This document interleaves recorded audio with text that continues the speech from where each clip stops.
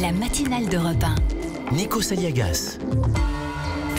Il est 8h12, coup d'œil à l'actualité internationale avec vous, Vincent Herouette. On va parler, mon cher Vincent Herouette, bonjour. Herouette, bonjour, de morale politique. On va partir en Slovénie, entre l'Italie et l'Autriche, et c'est un sandwich qui a éclaté hier, qui a éclaté la polémique en fait.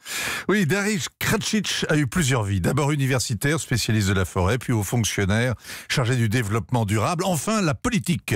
Hier, il était député du parti de centre-gauche au pouvoir à Ljubljana.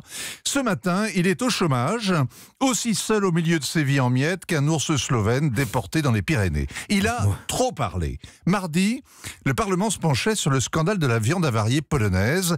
Et en marge du débat, le député explique aux caméras qu'il n'y a pas de contrôle infaillible. Il raconte qu'un jour, il achète un sandwich, il attend devant la caisse que les 3 employés du magasin arrêtent de bavarder. Perdant en patience, il part sans payer. Et tout ça sous l'œil fixe de la caméra vidéo. Elle ne l'a pas empêché de commettre son larcin, CQFD.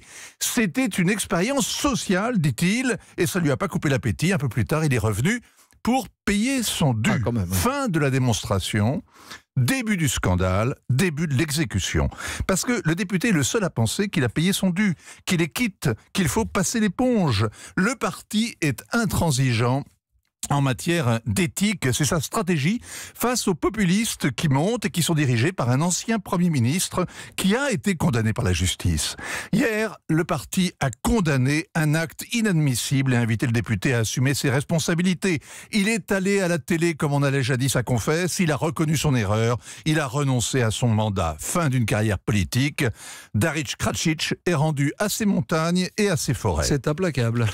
Dans le classement de Transparency International sur la corruption telle qu'elle est perçue par ses habitants, la Slovénie est 34e, la France 23e. Les Français sont moins corrompus que les Slovènes, ou les Slovènes sont moins indulgents que les Français, surtout avec leur classe politique. À Ljubljana, la Cour suprême est composée de juristes, pas d'anciens ministres. Comme aux États-Unis, où personne n'imaginerait de nommer un sage ayant un casier judiciaire. À Ljubljana, l'église zombie transuniverselle de la bienheureuse sonnerie rassemble ses adeptes équipés de casseroles devant le Parlement. L'office est bruyant, le sermon est simpliste, nous sommes dirigés par une élite de cinglés au pays de la corruption et nous devons sonner nos cloches jusqu'à ce qu'ils s'en aillent.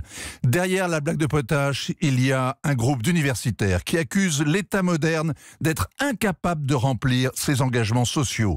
Si cette église mettait des chasubles, ce serait sans aucun doute des gilets jaunes. Non, mais c'est pas une plaisanterie, l'église zombie transuniverselle. Oui, elle de a la été reconnue bienheureuse comme sonnerie. église. C'est la 46e église en Slovénie et elle a droit à des exemptions fiscales grâce à ça.